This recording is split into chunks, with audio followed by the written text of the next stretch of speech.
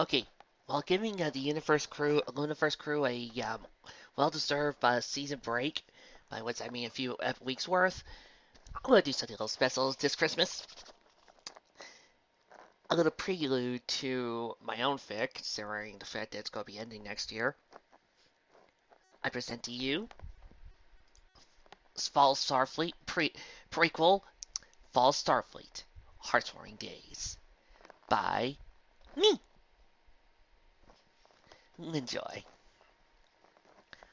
Fall Starfleet, Heartwarming Days by Legendbringer.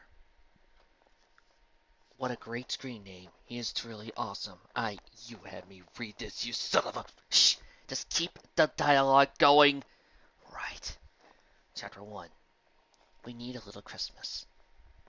It was founded on Equestria, and therefore it was for Equestria. It plays no part for Unicorpia or anything it's related in such a way. Applejack let out a sigh as he stood in the falling snow, watching her breath come out a big puff of white.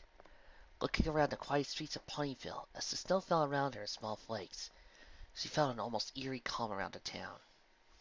One look to the darkened library told her why. Slade's rather quiet around here in the holidays, especially around this time of year. Yeah, too quiet for Heartwarming Eve, Rainbow Dash said, landing behind Applejack and taking off some excess snow that fell on her mane. Applejack turned around with a start. Rainbow, when did you... I thought Lightning had you on patrol duty. AWOL, Dash smirked.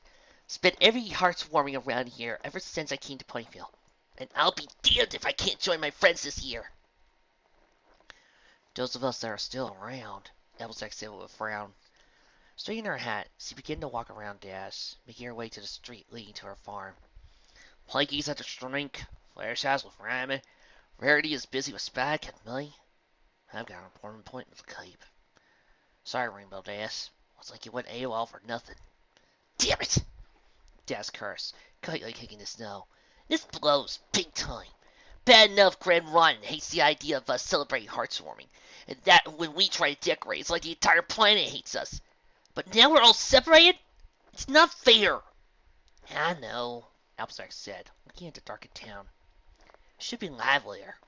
Peggy should be jumping about, Rarity should be decorating, and There was a pause as she looked at the tree.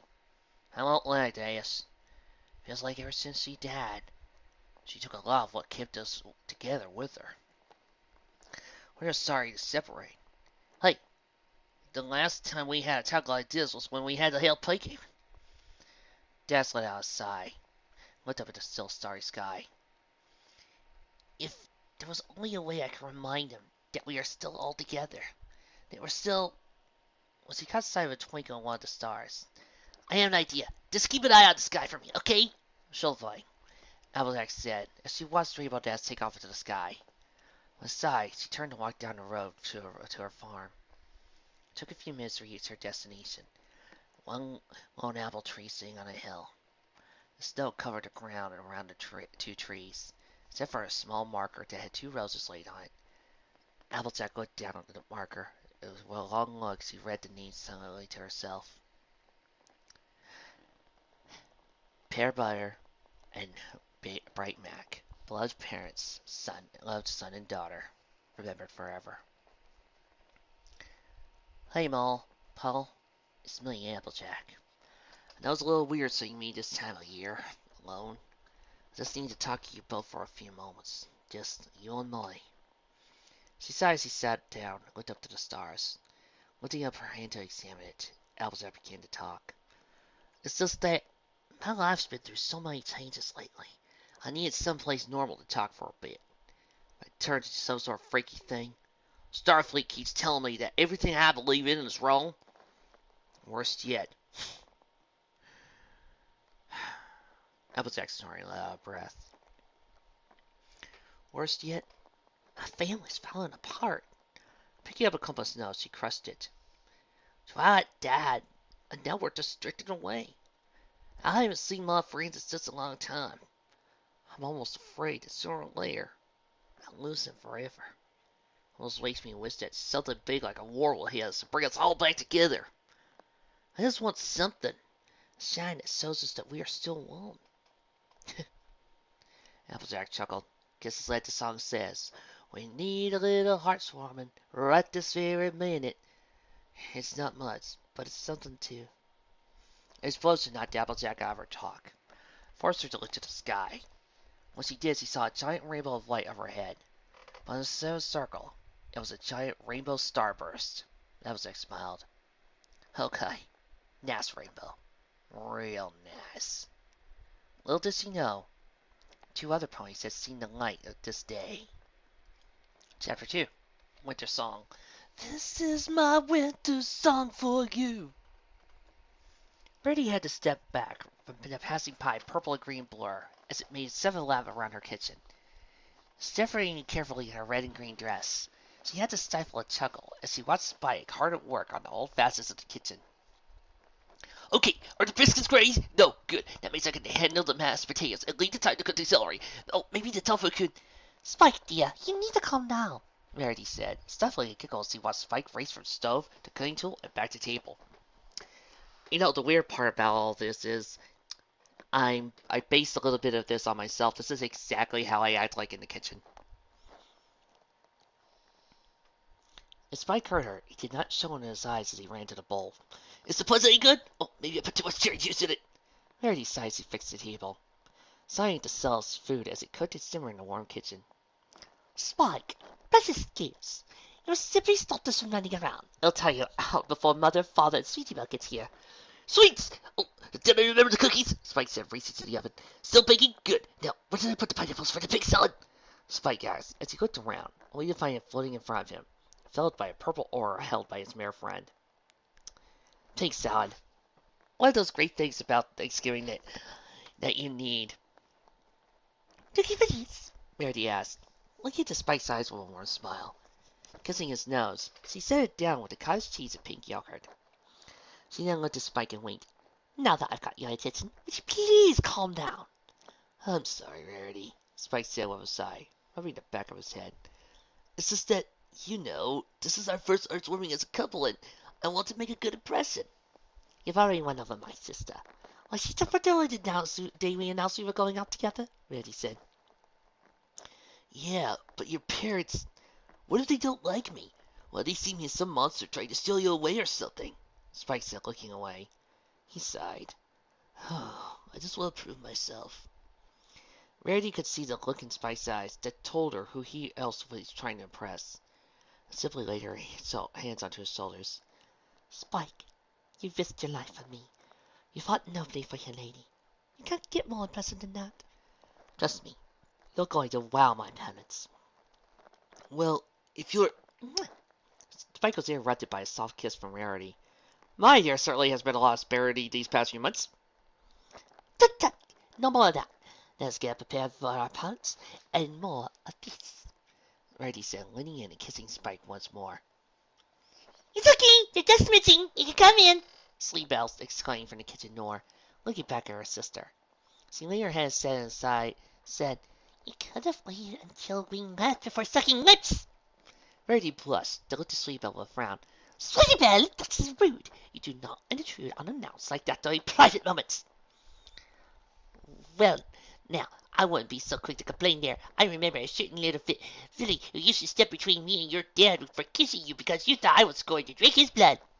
A light purple unicorn with a beehive said, walking into the kitchen. This comment made Rarity blush as she was caught up in the embrace of her mother. Now, how about you give your dear old mama a hug? Hello, Mother, Rarity said, hugging Pearl back.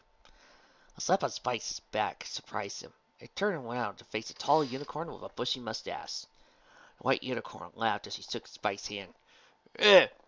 You must be the young dragon who done those stole my little rare bear's heart. Good be proud of her. You seem like a right nice young man, doesn't he, Pearl? Oh, I know. Just look at his little face and muscles. I could just eat him up right there.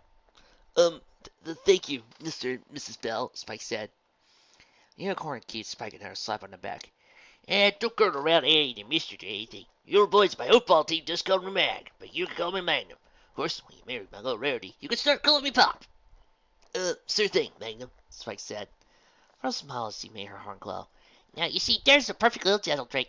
Now, how about you come and help me with the cooking? Rarity nodded fervently. Yes, Spike. Please help her out. That was when the doorbell rung, attracting the attention of Sweetbelle. Running to the door, she opened it and let out a exciting gasp that attracted the attention of her sister. Uncle Steve! Rarity stepped into the living room of the boutique and let out a tight gasp of joy when she saw her younger sister hanging off the arm of a white unicorn. As the younger sister hung off the arm, Rarity politely bowed to her uncle. Uncle Esteem, it is a pleasure to see you again.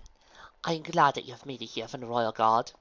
Greetings, Rarity, Esteem said, smiling as he ran his head through his well-kept red hair. His Carolina accent was thick when he looked to his younger niece and slightly booted his nose with a finger. Sweetbelle? Sweetbelle let out a giggle as he dropped from her uncle's arm and ran back to Rarity's side. Next to come out were the elder bells. Well, hey there, Esteem. How's my little brother doing? Magnus said, walking over, giving his brother a big hug, almost crushing his bones. Hello, Papa, Esteem said, barely finding the strength to hug back. When he could breathe again, he smiled at his older brother, then walked to his sister-in-law and kissed her hand. Pearl, good to see you. Well, now, it's good to see you again, too, Esteem. Haven't seen you quite in a while, don't you know? Pearl said, a blush coming to her cheek. Spike stepped next to Rarity and leaned in. Your uncle? Gerald Esteem? One of the best swords ponies in Equestria? A freaking knight? Why, yes, Rarity said with a smile. Mother and father traveled a lot thanks to your schemes, so they left me in the care of my uncle. Taught me everything in the mountains of archery and nobility. Of course, I tried to teach Citibel, but... She paused as she looked at her sister, talking a mild manner at the uncle. Yeah, I know the feeling. Twilight... He paused as he looked down when he mentioned Twilight's name. Then he found his fist in blood by his steam. So, you're the young Drake who stole my niece's heart, Asim said with a glare. Spike said, nodded, showing no fear as he said, Yes, sir, and I promise to love, cherish, and comfort her with every fiber of my being. Asim narrowed his eyes into Spike's. Actions speak louder than words, Drake. You have proven yourself by protecting her with your life. That was very noble of you, and I approve of you both, but be warned. Warned? Hurt her heart. Even think about betraying her trust, and I will have a new draconic shield in my room, Asim said, walking away from Spike. Oh, that brother of mine, just a cutie, Magnus said, nudging Spike on his shoulder. Spike sighed and gulped a response. Didn't sound like the dwarf's joke. Shaking his head, went to work alongside Pearl. And so it went. Songs were sung, food was eaten, gifts were exchanged. Stories were told, and the family began to laugh about fun memories. For Spike, he began to feel an old familiar feeling in his chest as he heard the laughing held between family members. That, a family. It was a feeling he had long since felt lost with the loss of his mother figure. Spike fought warmly as he heard Rarity tell the story of her shop to her family. He was sitting listening to the story, but his earphone caught the sound of a soft singing voice. I'm dreaming of a heart warming, just like the ones I used to know, where the candy canes glisten and feelies listen to all the carols in the snow. I'm dreaming of a heart warming, filled to the brim with friends and cheer. Belle let out a squeak when blessed when she was hit by the current. Spike, you were supposed to be listening to that. Why not? Spike asked with a warm smile as he sat with Sweetbelle. You're a great singer. Yeah, it's just that. Sweetbelle blushed and struck a little as she whispered, I'm all sorry about it. Spike shook his head. Why? Your friends know you're awesome at it, and your parents think you're great, and I know for a fact Rarity here thinks you're the best since she heard Sapphire Shores. But it's just that, you know. Sweetbelle walked away, frowned. It's my singing, it's my voice. I'm nervous if I start singing professionally, try my voice out there. Our place will ruin it. They want me to find agents, to moderate my songs, and tell me what to do. I love singing too much to ruin it like that. Hey, I wouldn't worry too much about something like that. If police start to pressure you, I'll take care of them, Spike said with his thumb to his chest, looking confidently. How? Slinky asked. What chuckle? Spike rubbed the back of his head said. Well, I may not know much about law, but... Who's gonna mess around with a scary dragon? Rawr! He then tickled Sleepbell with his tail. Some expression grew on his face. Besides, Rarity's a smooth business pony. If you think a deal's shady, we can work it out together. This is your gift. You should use it how you want to. With a smile on her lips, Sleepbell hugged her friend. Thanks, Spike. I hope this works out, because you'll make an awesome big brother. Yeah. Spike looked at the pocket in his gift and smiled, following Sleepbell in the living room, guessing in his story. And so, a steam rocks over to me in the middle of the college campus, brings out a foam sword and said, For the right to woo you, Lady Pearl, I challenge you to a duel. Rarity put down her hot chocolate and giggled. What did you accept, Father? Well, of course I did. I never missed a chance to play and have a little fun with the little brother. You can be such a hoot the way he acts like a big knight, laughed Magnum, mustering noise of esteem. That is the way knights are meant to do when they love the same woman. Besides, the ending was the more embarrassing part, Esteem said, looking away. What happened? Pearl's smile snuggled up to Magnum. He lost to the football player. I had to come and beg for Esteem's life, just getting into the spirit there, you know. And we ended up dating. Speaking of that, Spike said as he took Rarity by the hand and led her to a spot near the fireplace. Rarity, I know you were the one who caught the bouquet back at Fluttershy's wedding. I know I caught the guard, but I want to make it official between the two of us. And I want to do this in front of your family, so they have any chances for me. I'll face them for you. Rarity Sapphire Bell. He pulled out of his pocket a red ruby done in the shape of her cutie mark. Will you marry me? Rarity tackled on the floor, kissing him deeply as he sobbed, Yes! As Paris watched the kiss with a smile, Pearl was to speak for, Yeah, but ain't that a wonderful heartwarming pheasant? The threat still stays. Broken heart. Esteem was about to say, but was nudged by Magnum. Hold off on idea. Let him enjoy the moment, smiled Magnum. Sonic boomed and shook the house, bringing everybody out of attention. Rarity was the first to make it to the window. When she saw it. Last chapter. Christmas Carol. My name is Christmas Carol. I was playing Santa Hoops down on Hearth's warming eve, when a filly of 3 or 4 sat down upon my knee. I asked her what her name is, and what would Santa do for you? She said, my name is... Buddy's eyes opened wide when he saw the laser blast coming out, moving to dodge in time. Panting, he brought out his whip and threw it at the gun that was in front of him to pull it away. Letting it fire his companion, destroying it. For a few brief seconds, he prayed that meant the scenario was over. However, the sound of a buzz on his back quickly threw the hope away. Jumping away with instant despair, he watched as Assault was blocked by his staff. Off your game today? Artie asked, smiling warmly. No, just a little distracted. Today is kind of special and I... A rocket quickly interrupted him as it sped towards him. Turning away from the blast, he sighed when Ari blocked the hit by spinning his staff in a circle. Ari breathed slowly, watching as the wind from his staff blew away the flames. Dane looked at Buddy. Special? You want to talk about it? No. It wouldn't be anything you were interested in. Buddy said, getting up and looking away into the training room. Where are the others? Ari looked around, watching and listening to the fighting that took place around them. You know Dione and Might really focus on each other. Starla's busy keeping the lightning and Raimi. Ari paused as he heard a loud Drill Quill coming from above as Raimi blasted some combat droids, showing off as usual. Ari frowned as he watched the other Unicorpians continue to fight in his training session. Buddy got up and nodded softly. Ari, do you ever wish we were, more like them? Like the Equestrians? Asked Ari as he looked around him. His eyes responded. Are you thinking of how well they did some of the courses? By working together, those 6 accomplished this course in 5 minutes, Buddy shouted. We work alone and we take about an hour to complete it. They... Buddy sighed as he could hear the fast explosives from the attacks of lightning and Starla.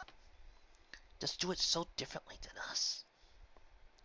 Ari looked at Buddy oddly, cocking his head to the side. You saying you want to fight with friendship and have us work together? I don't know. I get it. A loud buzzer interrupted Buddy before he could finish. Smiling, he quickly demorphed and walked out the door. And where are you going? Our results are showing. That's right, Amy. Looking at Buddy with a frown. Buddy waved Rhymy off. End of my shift, which means I have some stuff to do. Talk later. What does he mean, stuff to do? Just where is he going to? And today of all days. Surely he is not celebrating the equestrian race, not in his lost family. It would be shameful indeed. Artie shook his head and walked out. Whatever it is, it's his business. Come on, guys, Lightning said, shaking his head, walking out the training room. We have things to do. 8 years ago. Mr. Rose, I'm sorry to inform you, the officer said, looked away, but your aunt and uncle are dead. Buddy shook his head and shocked at the news, lowered his head. Breathing slowly, he asked, and what about Daphne? Is she all right? Yes, the officer said. They pushed her out of the cart just before the train hit them. They didn't make it. You know, you gotta wonder. They mentioned, oh, her parents were taken out by assassins. You know, you gotta ask yourself when it comes to that question, but, why were a bunch of assassins interested in Buddy? I mean, okay, so apparently Buddy's mom and dad and sister all died on a planet that was invaded by some mysterious force. Blaming Harry on this one. I'm either blaming Harry or blaming Rhymy for that one. And then, oh, well, your aunt and uncle also died in a car wreck. I mean, assassins. They can't really make up their mind. The officer looked inside the room and nodded. She's in there, waiting for the orphanage to pick her up. My name is Daphne Dill, and I was born on a holiday. I don't know who my family is, now that they've all gone away. All I want now is for someone to take me home. Does anybody want a little girl all their own? Buddy looked at the cold and empty room, to the sleeping Daphne. Letting out a breath, smiling sympathy, he said, I'll take her. Present day. Buddy walked through the streets of Ponyville, listening to the sound of crushing snow beneath him. While the town was busy rolling up its streets for the night, it still had the feel of a small town, ready to welcome all who would visit them. A calm feeling about this place, one he had come to appreciate ever since he had come to live in the town. As the town was playing his ears, one conversation in particular caught him. Discussing between father and daughter about all the things he wanted about heartwarming. It made him smile, little thinking about someone else he loved as much as he walked to the store. Excuse me. I heard you were selling findings from the Unicorpia ruins for cheap. Yep, just making the last few sales. You want something? That's the Unicorpian, smiling showing his perfect teeth. Buddy nodded. Yes, I want that doll. It's kind of special. He said, pointing to an old riding doll that was made of straw and hemp. Its red head was made of yarn and resembled a Unicorpian. For me. Well, sure, but what's this raggedy thing? Unicorpian asked as he handed the doll to Buddy. Trust me. Well, all I could say was that Sal would do the best he could.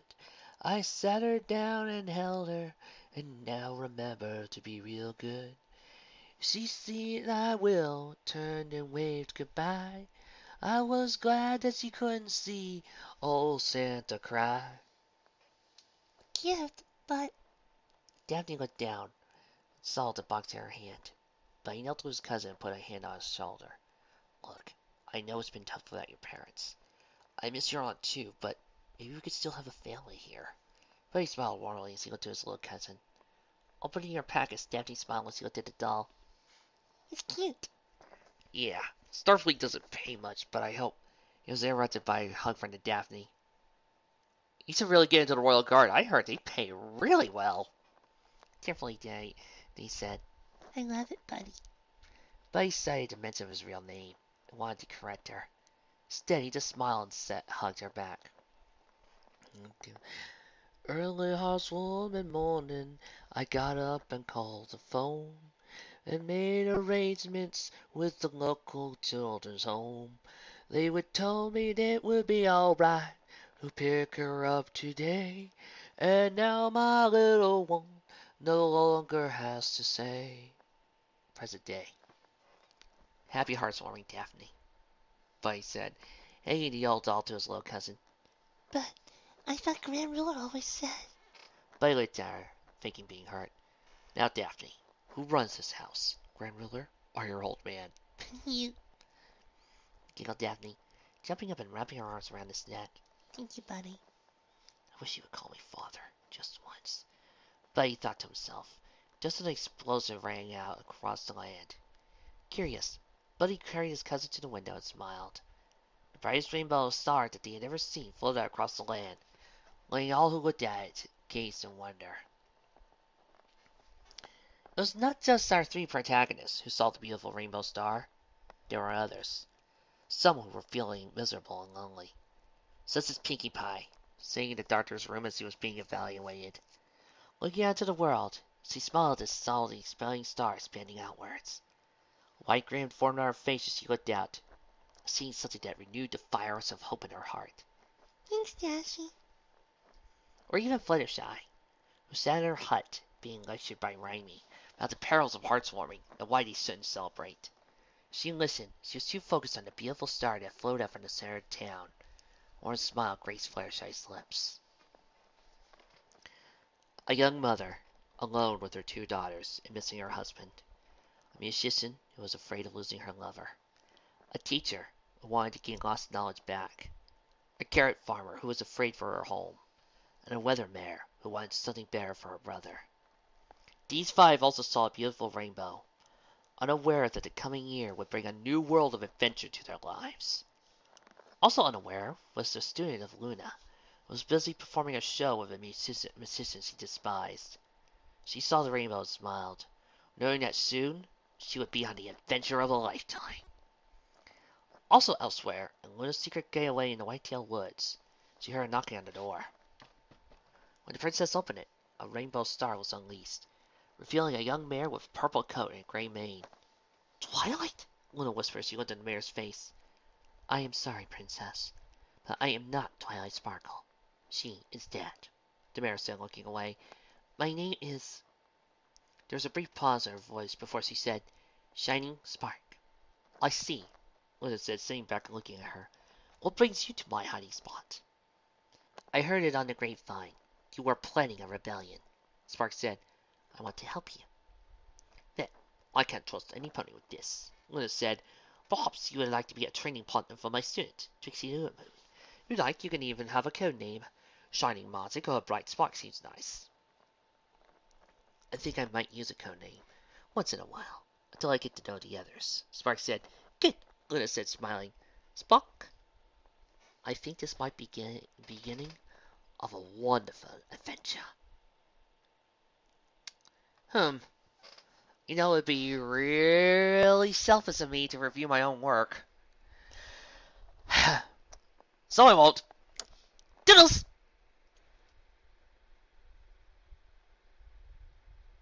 Okay. Happy Hearthwarming and Merry Christmas from all of us at the Luniverse, the other alternate universes, and most importantly, those of us here at Fall Starfleet who are busy wrapping up for the last few chapters. Stay with us, boys. We're going in for one hell of a ride.